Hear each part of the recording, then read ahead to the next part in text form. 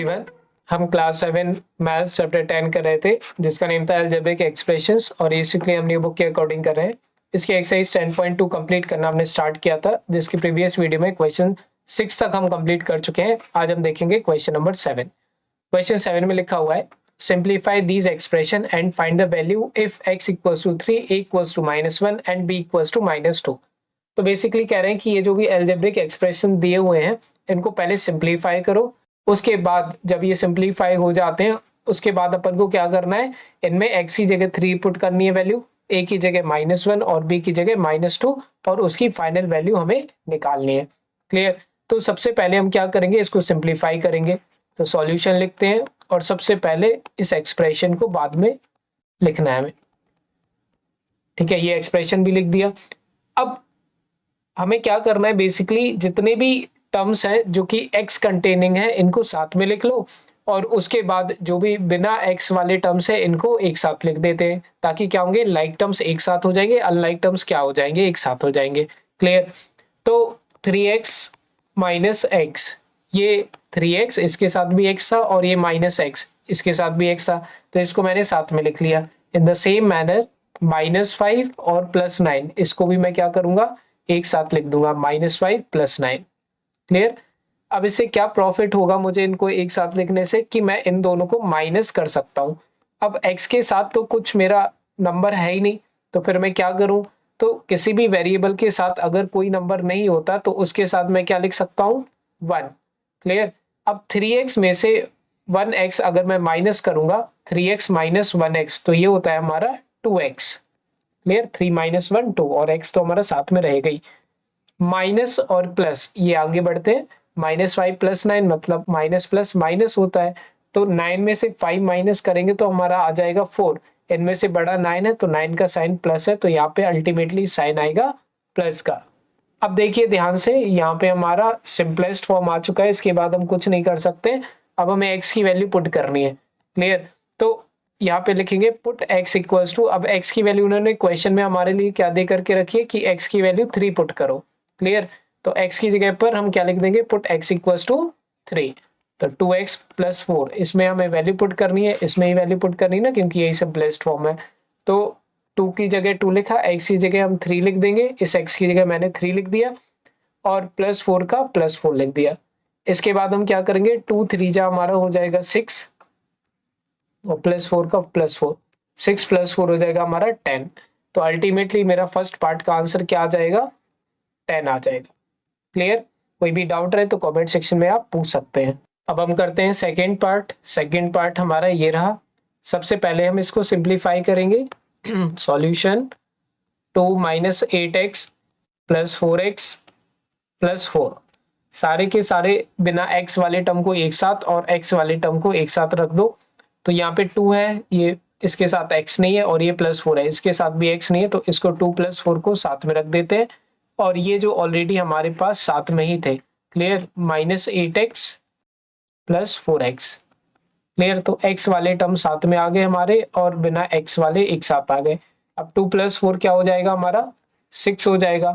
अब -8x + 4x इसको कैसे डील करेंगे, तो -8 और +4 क्या हो जाएगा, -8 + 4 हो जाएगा हमारा, माइनस प्लस माइनस, तो 8 में से 4 गया तो 4, लेकिन 8 बड़ा है उसका साइन नेगेटिव है, तो यहाँ पे फाइनली माइनस साइन आएगा और उसके साथ x भी लिख देंगे हम।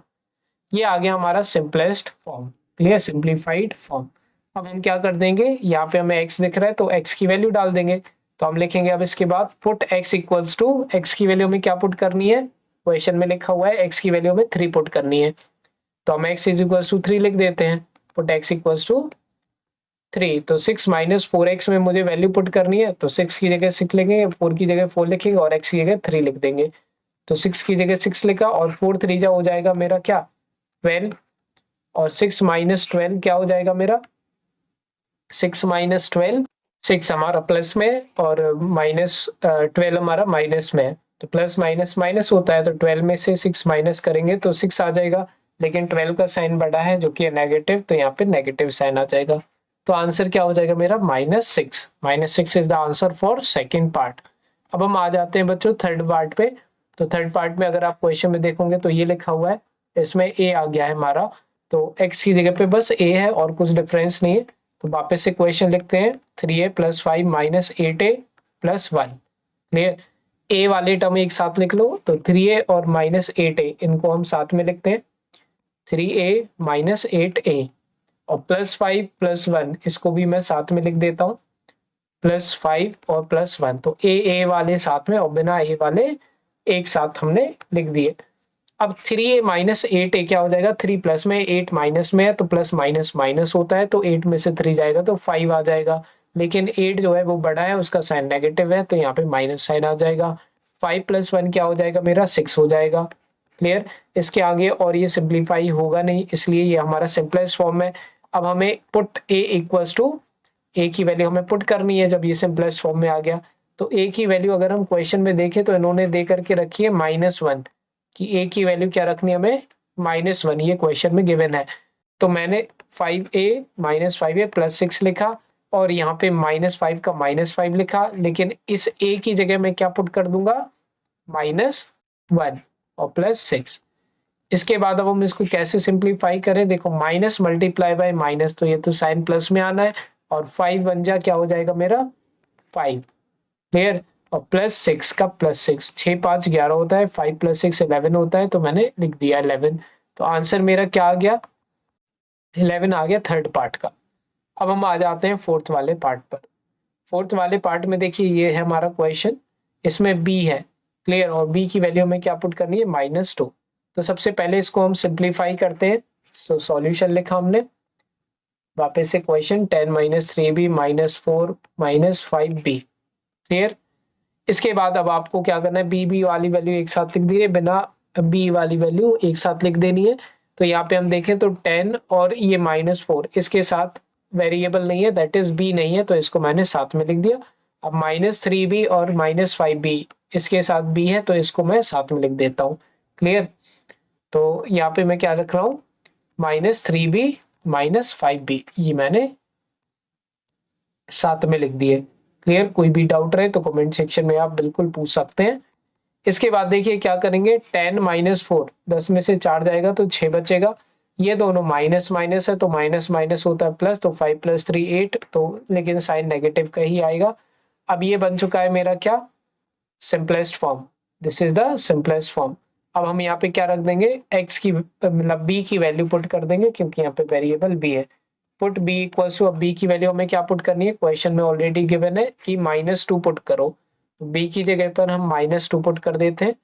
तो 6 - 8b, यही जो लास्ट अपना आया था सिंपलेस्ट फॉर्म, इसमें आपको क्या करना है, 6 का 6 लिखना है, 8 का 8 लिखना है, लेकिन b की जगह आपको क्या पुट कर देना है, -2। क्लियर, तो 6 का 6, अब माइनस और माइनस मल्टीप्लाई होगा तो क्या हो जाएगा, साइन प्लस का आएगा, और 8 2 जा मेरा हो जाएगा 16। ठीक है, 16।